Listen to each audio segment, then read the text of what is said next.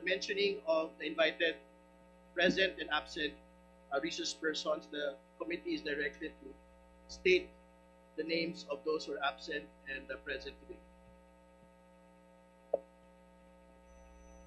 Good morning, Your Honors. First, I would acknowledge all the attendees. We would like to acknowledge the presence of Mayor Vico Soto of Pasig City. Welcome, sir. Also joining us are the following. From the Commission on Audit, we have Tracy Ann Sunico, OIC Director 3, Benjamin Lasam, Audit Team Leader. From the Government Procurement Policy Board, we have Attorney Maria Junicia Rivera Guillermo. From the Bureau of Customs, we have Assistant Commissioner Attorney Vincent Philip Marunilla.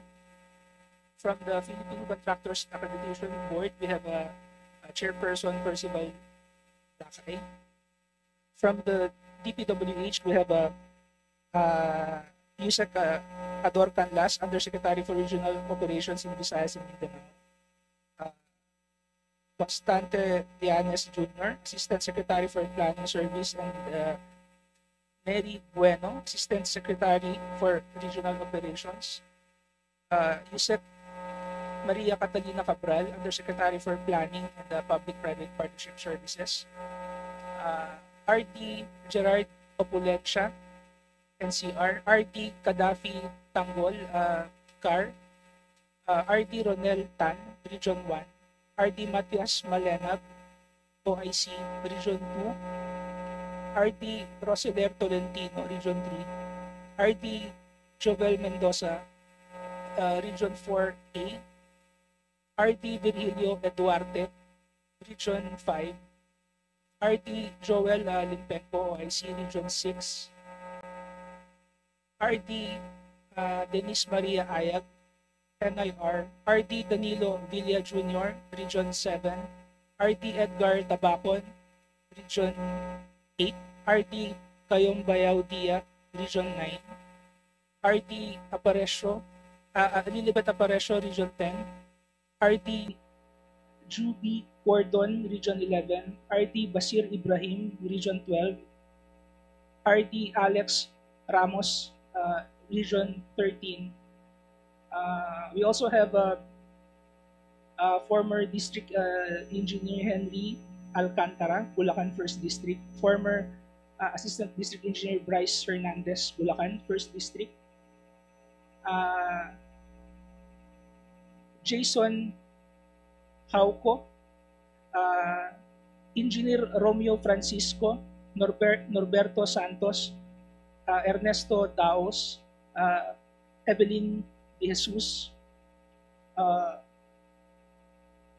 From the contractors, we have Yumir Villanueva of Top Notch Catalyst Builders, Sally and Santos, Sims Construction Trading, Alan Querante, QM Builders, Lawrence Lubiano, Centerways Construction and Development Incorporated, Marjorie Samidan of MG Samidan Construction, Antonio Uy of AYU Engineering and Construction, Aderma Angeli Alcazar of SunWest, Luisito Tiki of LR Tiki Builders Incorporated, Loida Tumali of Omnicon Builders, Alex Abelido, Legacy Construction Corporation, Jose Marie Rafael Rodriguez Sr., Apeiron Construction Solutions, Wilfredo Natividad, 888 Construction Supply, Engineer Ryan Willie Tiuy, Road Edge Trading and Development Services, Gerald Nemesio Chua, EF Chua Construction,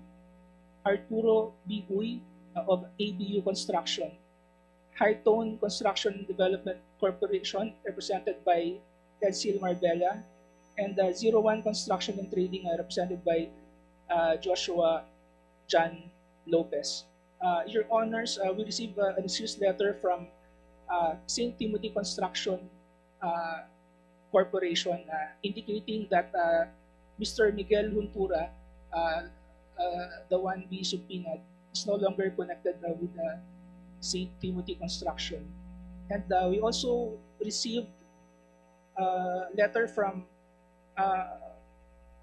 Villamor Arevalo of Wawaw Builders. He is represented by a lawyer this morning. stating that he has a medical issue, Your Honor. And in relation to the subpoena that we issued, Rowena Discaya of Alpha and Omega General Contractors and Development is not yet present, Your Honor. Ms. Vizcaya is not yet present. Yes, Mr. Chair.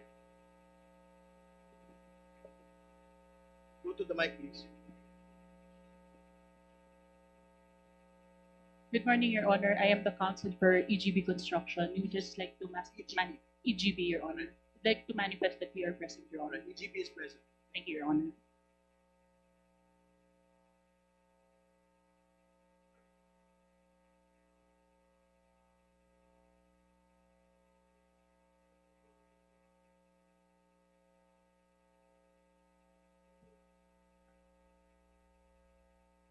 Mr. Chair. Mr. Chair, just a Yes, please. matters of procedure, Mr. Chair. Yeah. Mr. Chair, last hearing, we did request our guests to take their oath, right? And I believe there are new guests here who will be attending this joint hearing for the first time. So may I also request probably that the new our guests who will be attending today for the first time be administered the oath. Yes, Committee Secretariat is directed to administer the oath to all the resource persons, please. May we ask all first-time attendees to please rise and raise your right hand. Do you swear to tell the truth, the whole truth, before this joint congressional hearing, so help you God? Thank you. The oath has been administered, Your Honor. Thank you.